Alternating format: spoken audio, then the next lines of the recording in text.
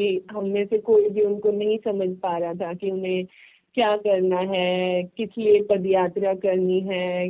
मतलब कि I think कोई भी आम आदमी, कोई आम फैमिली उनके इस डिसीजन को नहीं समझ पाएगी। वो तो आज इस स्टेज पे है तो लोग फैमिली वालों को भी ब्लेम कर रहे हैं कि साथ देना चाहिए।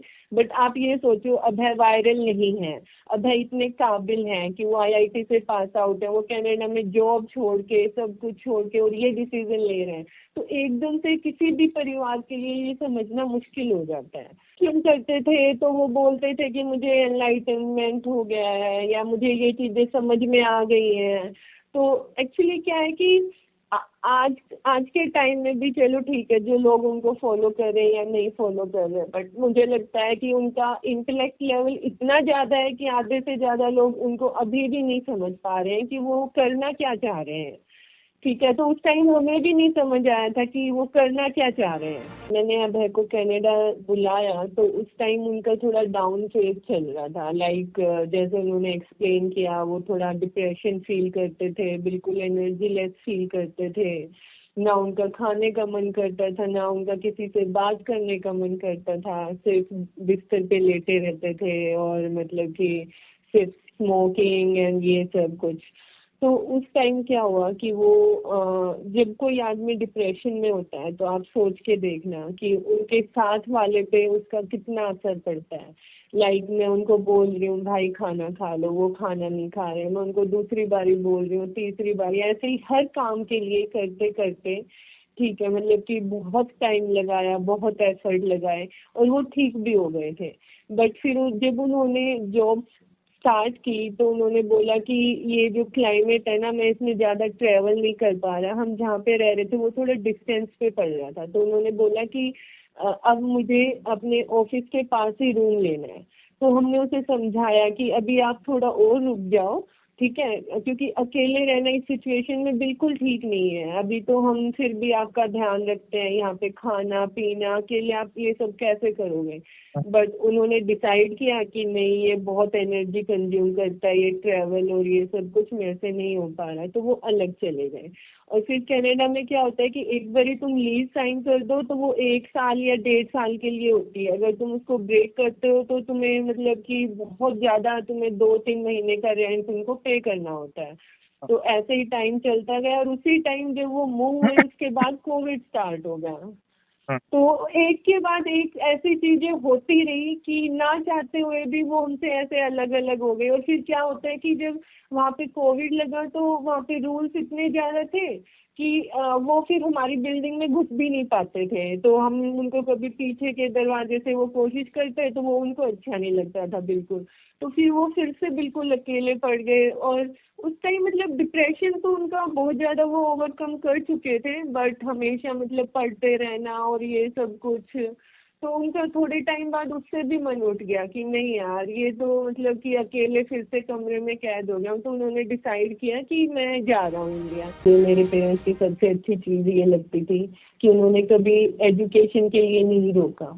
तो पापा हमेशा बोलते थे तुम्हें जितना पढ़ना है पढ़ो, ठीक है, मेरा काम जो है मैं पैसे फीस देने का मैं वो करूँगा, ठीक है। तो वही है कि अभय ने बहुत सारी नॉलेज ली है। तो मतलब कि मुझे कुछ गलत नहीं लगता, जिस रास्ते पे जा रहा है वो थोड़ा हमारी समझ से बाहर है। और वो भी आई थिंक कहीं ना कहीं सोसाइटी का प्रेशर है।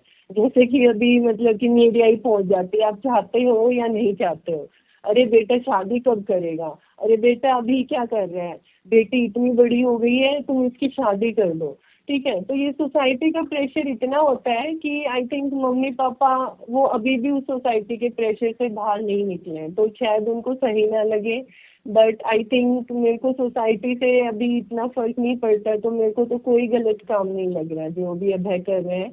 और जो अभय कर रहे हैं आई थिंक वो कोई कर भी नहीं सकता। He is the chosen one. Feel होती है कि जैसे वो अपने इमोशंस बहुत ही क्लियरली, मतलब जब हंसना हो हंसते हैं। आजकल क्या है कि हम ऐसे एनवायरनमेंट में आ गए हैं, किसी बड़े से भी ऑफिस में जाते हैं तो बिल्कुल शांत, कुछ अच्छा लग रहा है तो भी नो एक्सप्रेशन, कुछ बुरा लग रहा है तो भी नो एक्सप्रेशन। इसीलिए लोगों की उनकी हंसी पे भी क्वेश्चन है, ठीक है।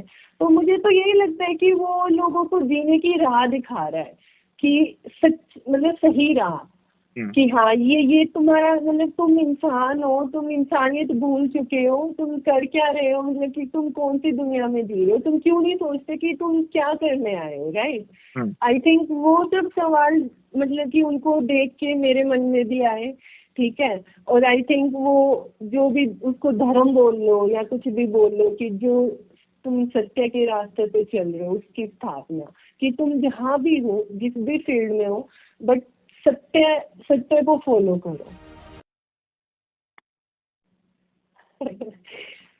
एक्चुअली स्टार्टिंग में सुनते हैं तो उनकी कोई भी बात समझना इतना आसान नहीं है, वो ऐसे घुमा देते हैं लोगों का दिमाग कि आम लोगों की समझ से बाहर है। तो मुझे यही लगता है कि आप ये सोचिए, सुदर्शन का मतलब क्या है?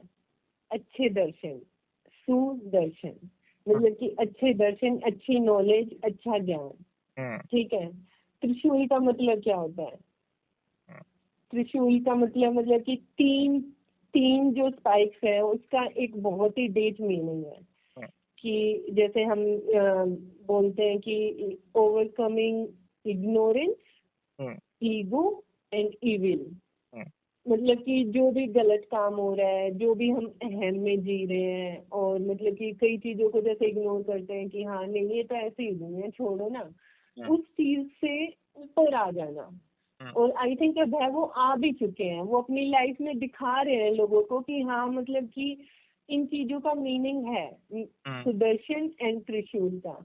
तो वो बोल तो किसी और सेंस में रहे हैं, लेकिन पता नहीं मुझे कि लोग उस तक कभी असली मीनिंग तक पहुंच पाएंगे या नहीं। आप अगर देखोगे तो वो सच में वो काम कर रहे हैं, काट रहे हैं। लोग अपनी कहानियों में जीते हैं, उन्होंने कितनी बार एक्सप्लेन किया। और मेरी नॉलेज के अकॉर्डिंग जो उनका पहला रिलेशनशिप था, उनमें उसमें इतनी म्यूचुअल अंडरस्टैंडिंग थी कि इवन उनके ब्रेकअप के बाद भी जब हमने उनको बुलाया कि अब है थोड़ा डाउन फेज में चल रहे हैं, वो तब भी उनसे मिलने आए थे। तो आप सोच सकते हो कि अभय को कितना प्यार, कितना रिस्पेक्ट हर रिलेशनशिप में मिला है। तो ऐसा क्यों होगा? मतलब कि ब्रेकअप तो वो था ही नहीं ना एक्चुअली। ब्रेकअप में क्या होता है, लाइक जनरली अगर हम सोचते हैं तो एक ने सोच लिया कि हाँ चलो भाई ब्रेकअप करना है, ये है नहीं, उनकी स्टार्टिंग से ही बहुत म्यूचुअल अंडरस्टैंडिंग थी उस रिश्ते में। तो ऐसा नहीं है। अब वही है कि लोगों को कुछ काम नहीं है तो कुछ भी बोल दो, किसी पे भी उंगलियां उठा दो, तो वही है। बट ऐसा कुछ नहीं था। बाद में भी उनकी थोड़ी बातें होती थी एज ए लाइक अच्छे फ्रेंड्स, क्योंकि वही है ना कि अंडरस्टैंडिंग इतनी थी, कोई गलत नहीं कोई सही नहीं। बोलने को तो बहुत कुछ है, बट अभी तो सिर्फ यही बोलूंगी कि ठीक है, हमसे गलती हुई है, और मतलब कि we are very sorry for that. हम आपको नहीं समझ पा रहे थे, बहुत कोशिश करते थे तब भी नहीं समझ पाते थे। इवन सोसाइटी का प्रेशर हटा के भी हम नहीं समझ पाते थे कि ऐसा क्यों हो रहा है। बट आई थिंक कुछ था आपके अंदर जो आपको खींच रहा था उस डायरेक्शन में, एंड हमें उस चीज से भी कोई ऑब्जेक्शन नहीं है। ये जो लोग मम्मी पापा के क्वेश्चन पूछते हैं उनको बोल दो कि उनकी एक बेटी भी है, और ना ही उन्होंने कभी उम्मीद रखी है, और वो उनका ख्याल रख लेगी। तो शायद उन लोगों को भी समझ आ जाएगा कि हाँ ऐसा कुछ नहीं है, उनके मम्मी पापा का ध्यान रखा जाएगा और उनको टेंशन लेने की जरूरत नहीं है। और अपनी सेहत का ध्यान रखो और आगे बढ़ते रहो, बस अच्छा काम करते जाओ जैसे आप हमेशा करते आए हो।